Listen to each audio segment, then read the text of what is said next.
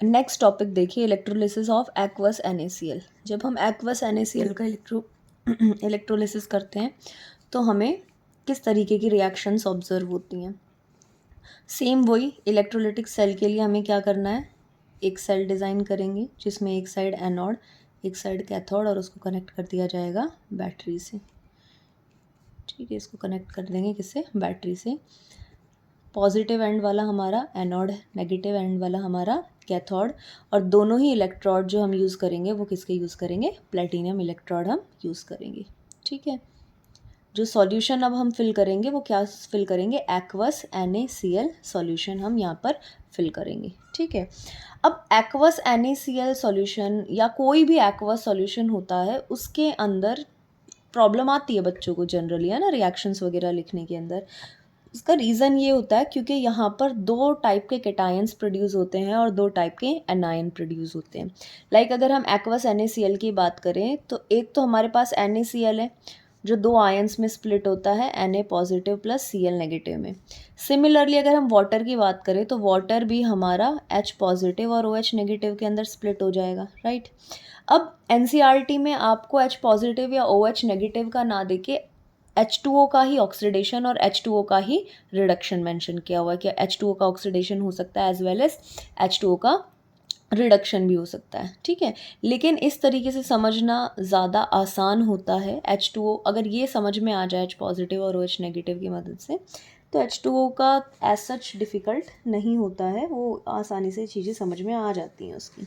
ठीक है, तो यहाँ पर एनोड के ऊपर अगर हम बात करें तो एनोड के ऊपर वो जाएगा भाई जिसको इलेक्ट्रॉन क्या करने होते हैं, लूज़ करने होते हैं, मतलब जिसके पास क्या है, एक्सिस ऑफ इलेक्ट्रॉन प्रेजेंट है। तो यहाँ पर अब दिक्कत ये होती है कि यहाँ पर तो दो तरह के हमारे पास एनायंस है, एक क्लोराइड आयन है और एक हमारे पास क्या है, हाइड्रोक्साइड आयन है। ठीक है, तो मतलब ये भी कर सकता है ऑक्सीडेशन और ये भी कर सकता है ऑक्सीडेशन।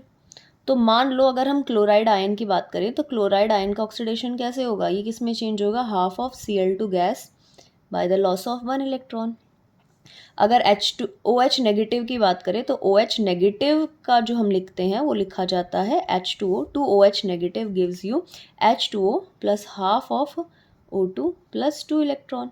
ठीक है, ये आपको NCERT में इस तरीके से मिल जाएगा। H2O ऑक्सीडेशन रिएक्शन जो फॉर्म करता है वो किस तरीके से फॉर्म करता है, H2O will gives you half of O2 plus 2H positive ion plus 2 electrons. ठीक है, दोनों में कोई डिफरेंस नहीं है, सेम ही चीज़ आपको सब्सटेंस लास्ट में जाके मिल जाएगा। ठीक है, तो Cl negative plus half of Cl2 plus electron, इस टाइप की भी रिएक्शन हो सकती है, या 2 of OH negative will give you H2O plus half of O2 plus 2 electron, इस तरीके की भी प्रोसेस यहाँ पर हो सकती है। ठीक है, तो कौन सी रिएक्शन होगी वो डिपेंड करेगा इनके ऑक्सीडेशन पोटेंशियल के ऊपर। क्या होता है ऑक्सीडेशन पोटेंशियल, ऑक्सीडेशन करने की जो कैपेसिटी होती है किसी भी सब्सटेंस की उसको हम क्या बोलते हैं, ऑक्सीडेशन पोटेंशियल बोलते हैं। ठीक है, तो अगर हम ऑक्सीडेशन पोटेंशियल की बात करें किसकी, क्लोरीन की, क्लोराइड आयन की ऑक्सीडेशन पोटेंशियल की बात करें तो वो होता है -1.36 वोल्ट।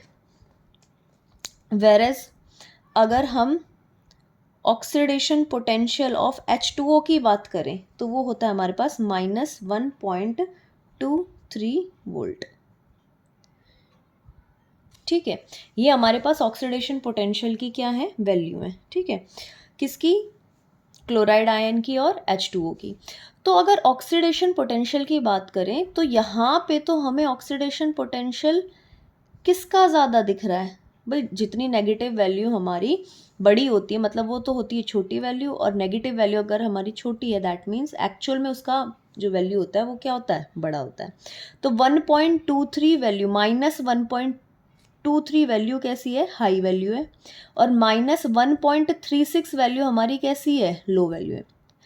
मतलब कि oxidation potential of chloride ions जो हैं वो हमारे कम हैं, लेकिन जो आपका वाटर का ऑक्सीडेशन पोटेंशियल है वो कंपैरेटिवली क्या है, ज़्यादा है। ठीक है, तो होना क्या चाहिए, होना तो ये चाहिए एनोड के ऊपर जो रिएक्शन होनी चाहिए वो किसकी होनी चाहिए, H2O will gives you half of O2 plus 2H positive plus 2 electron, इस तरीके की रिएक्शन ऑब्जर्व होनी चाहिए।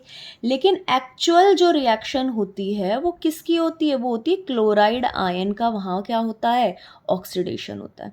ऐसा क्यों, ये केस बनता है ओवर वोल्टेज केस, या इसको हम ओवर पोटेंशियल भी बोलते हैं। क्या होता है ये, इसको अगर एक बार समझो तो इंपॉर्टेंट है, यहाँ से कॉम्पिटिटिव क्वेश्चंस बनते हैं बहुत ज़्यादा, ठीक है। क्या है ओवर वोल्टेज, क्या है ओवर पोटेंशियल।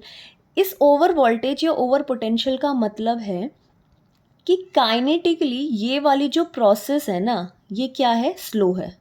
ये वाली प्रोसेस क्या है, स्लो है। मतलब अगर इस प्रोसेस को आप कराना चाह रहे हो तो आपको पोटेंशियल ज़्यादा प्रोवाइड करना पड़ेगा। हम जो NaCl एक्वस के लिए जो भी पोटेंशियल हम प्रोवाइड कर रहे हैं वो एनफ नहीं है वाटर का ऑक्सीडेशन कराने के लिए। हावेवर डेटा ये बोलता है कि भाई इसकी जो वैल्यू होती है वो कम होती है तो ये जल्दी ऑक्सीडाइज होगा, लेकिन एक्चुअली ये काइनेटिकली काफ़ी स्लो रिएक्शन है। तो काइनेटिकली स्लो होने की वजह से इसको जो पोटेंशियल रिक्वायर होता है इसके ऑक्सीडेशन के लिए वो ज़्यादा रिक्वायर होता है एज एक्सपेक्टेड, ठीक है। तो इसकी वजह से यहाँ पर ऑक्सीजन ऑक्सीडाइज नहीं हो पाती है। दैट मीन्स एक्चुअली वाटर जो है हमारे, वाटर ऑक्सीडाइज होकर ऑक्सीजन फॉर्म नहीं करती है। इसकी जगह क्लोराइड आयंस को एनफ पोटेंशियल मिल जाता है कि वो किस में ऑक्सीडाइज हो जाए, क्लोरीन गैस के अंदर ऑक्सीडाइज हो जाए। तो ये बहुत इंपॉर्टेंट कॉन्सेप्ट है इलेक्ट्रोलिसिस पार्ट का, तो ये ध्यान से आपको समझना है, दोबारा से समझ लीजिए एक बार। यहाँ पर दो काउंटर आयंस बनते हैं, या आप नॉर्मली समझते हो कि दो तरह के ऑक्सीडेशन यहाँ पर हो सकते हैं। पहला क्लोराइड आयन की अगर हम बात करें तो क्लोराइड आयन अगर ऑक्सीडाइज होंगे तो Cl negative chlorine gas form करेगा by the loss of electron. इसका जो ऑक्सीडेशन पोटेंशियल की वैल्यू है वो है -1.36 वोल्ट, ठीक है। लेकिन अगर वाटर के ऑक्सीडेशन की बात करें तो वाटर के ऑक्सीडेशन की जो रिएक्शन है वो बनती है H2O gives half of O2 plus 2H positive plus 2 electrons. इसके लिए जो E0 वैल्यू होती है, E0 यानी कि जो ऑक्सीडेशन पोटेंशियल होता है वो -1.23 वोल्ट होता है। तो एक्सपेरिमेंटली ये डेटा जो होता है वाटर का ऑक्सीडेशन पोटेंशियल का वो हाई है, तो होना तो किसका चाहिए था, वाटर का ऑक्सीडेशन होना चाहिए था एनोड पे। लेकिन ये जो प्रोसेस होती है वो काइनेटिकली क्या है, स्लो है। काइनेटिकली क्या है हमारी, स्लो रिएक्शन है। तो काइनेटिकली स्लो होने की वजह से ये जो प्रोसेस होती है ये इतनी स्लो होती है कि एक्चुअल में इसके लिए जो पोटेंशियल रिक्वायर होता है वो कंपैरेटिवली हाई होता है than that of expected one, ठीक है। तो वाटर ऑक्सीडाइज ना होके सेम पोटेंशियल के अंदर कौन ऑक्सीडाइज हो जाता है, क्लोरीन ऑक्सीडाइज हो जाता है टू फॉर्म क्लोरीन गैस, ठीक है। अब अगर हम कैथोड की बात करें तो कैथोड में एज सच आपको कुछ एक्सेप्शंस देखने को नहीं मिलेगा। यहाँ पे सेम H पॉजिटिव अगर इलेक्ट्रॉन को गेन करता है तो किस में चेंज हो जाएगा, H2O के अंदर, सॉरी H2 गैस के अंदर ये क्या हो जाएगा, चेंज। NCERT में जो इक्वेशन दे रखी है वो वाटर की फॉर्म में गिवन है कि 2H2O plus 2 electrons will gives you H2 gas plus 2 OH negative aqueous. तो ऐसा कुछ नहीं है कि आप यही इक्वेशन लिखो, आप ये भी लिख सकते हो या आप ये भी लिख सकते हो, डिपेंड्स ऑन यू। आपको जो इजी लगे आप वो वाली इक्वेशन यूज़ कर सकते हो। सही ये भी है और सही ये भी है, ठीक है। तो पहली इक्वेशन ये बन गई। दूसरा यहाँ पे कौन है, देखो एक कैटायन H पॉजिटिव और दूसरा कैटायन हमारे पास कौन है, Na पॉजिटिव है। तो H पॉजिटिव की तो ये इक्वेशन बन जाएगी और Na पॉजिटिव की क्या होगी, Na positive plus electron will gives you Na metal, ठीक है। तो यहाँ पर हाइड्रोजन का जो रिडक्शन पोटेंशियल होता है, अब ऑब्वियसली कैथोड पे क्या होता है, रिडक्शन होता है। तो यहाँ क्या चेक होगा, रिडक्शन पोटेंशियल। एनोड पे क्या चेक होता है, ऑक्सीडेशन पोटेंशियल, ऑलराइट। तो हाइड्रोजन का जो रिडक्शन पोटेंशियल होता है वो क्या होता है, 0। और सोडियम के लिए जो रिडक्शन पोटेंशियल की वैल्यू है वो है -2.71 वोल्ट, ठीक है। तो ऑब्वियसली आप देख पा रहे हो कि हाइड्रोजन का जो रिडक्शन पोटेंशियल है उसकी वैल्यू ज़्यादा है, सोडियम के रिडक्शन पोटेंशियल की वैल्यू कम है। तो कौन रिड्यूस होगा यहाँ पे, हाइड्रोजन क्या हो जाएगा, रिड्यूस हो जाएगा। तो नेट रिएक्शन क्या बनेगी, जब आपने NaCl एक्वस का इलेक्ट्रोलिसिस किया तो आपको क्या देखने को मिला, कैथोड पे रेस कौन जीत रहा है, H पॉजिटिव आयन, और एनोड के ऊपर रेस कौन जीत रहा है, क्लोराइड आयन। यानी कि क्लोराइड आयन तो लिबरेट हो जाएंगे किसके अंदर, क्लोरीन गैस में। H पॉजिटिव लिबरेट हो जाएगा किसकी फॉर्म में, H2 गैस की फॉर्म में। प्लस बचा कौन, सॉल्यूशन में बचे हैं Na पॉजिटिव और OH नेगेटिव आयन, जो मिलके क्या बना लेंगे, NaOH। तो आप जनरली नेट रिएक्शन अगर लिखना चाहो तो आप लिख सकते हो कि NaCl एक्वस का जब हम इलेक्ट्रोलिसिस कर रहे हैं, यानी कि इलेक्ट्रिसिटी पास कर रहे हैं इसमें से, तो हमें क्लोरीन गैस मिल रही है, हमें हाइड्रोजन गैस मिल रही है, प्लस हमें NaOH सॉल्यूशन वहाँ पर मिल रहा है। ठीक है, इस प्रोसेस का नाम भी होता है, इस प्रोसेस को बोला जाता है क्लोर एल्कली प्रोसेस। क्या बोलते हैं इसको, क्लोर एल्कली प्रोसेस। क्लोर एल्कली प्रोसेस क्यों बोला जाता है, क्योंकि इस प्रोसेस के दौरान हमारे पास क्लोरीन डेवलप हो रहा है, जनरेट हो रहा है। एल्कलाई हमारा क्या है, NaOH। बेस को क्या बोलते हैं, एल्कली। ठीक है, बेसिस को क्या बोलते हैं, एल्कली।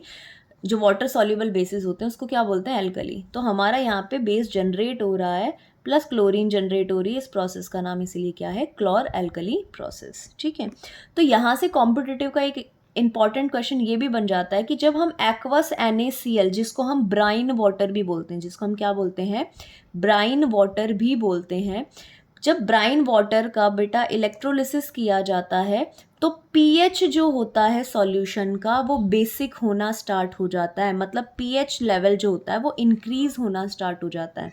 तो ऐसा क्यों होता है, ये क्वेश्चन पूछ लिया जाता है। तो ब्राइन वाटर का जब इलेक्ट्रोलिसिस किया जाता है तो यहाँ पर क्या प्रोड्यूस हो रहा है, NaOH which is a base. तो बेस जब बन रहा है तो धीरे धीरे ये सॉल्यूशन को क्या करना स्टार्ट कर देगा, एल्कलाइन, मतलब क्या करना स्टार्ट कर देगा, बेसिक। और जब बेस बनता है तो बेस बनने की वजह से pH लेवल क्या होना स्टार्ट हो जाता है, इंक्रीज होना स्टार्ट हो जाता है। तो यहाँ से कॉम्पिटिटिव के दो ये इंपॉर्टेंट क्वेश्चन बन जाता है, एक ये कि ब्राइन वाटर का इलेक्ट्रोलिसिस करते हैं तो हमें एक तो प्रोडक्ट्स क्या मिलते हैं, दूसरा pH लेवल किस तरीके से चेंज होता है, और दूसरा यहाँ से इंपॉर्टेंट क्वेश्चन ये बन जाता है कि एनोड पे कौन सी गैस लिबरेट होती है और क्यों लिबरेट होती है। ठीक है, अच्छा एक चीज़ और जो आपको नोट करनी है वो क्या करनी है कि ये एक्सेप्शंस आपको जनरली वहीं देखने को मिलेगा जो जहाँ पर क्लोराइड आयन और hydroxide ion as a counter ion काम कर रहे हैं। मतलब एक तरफ वाटर का ऑक्सीडेशन होना है और दूसरी तरफ क्लोराइड्स का ऑक्सीडेशन होना है, तभी आपको ये जनरली एक्सेप्शन देखने को मिलेगा। उसका एक रीज़न ये भी है, एक तो ओवर पोटेंशियल हो गया और दूसरा इनका जो ऑक्सीडेशन पोटेंशियल है इनके अंदर एज सच गैप नहीं है, मतलब डिफरेंस इनका इतना नहीं है, तो भी एक्सेप्शन शो कर देता है।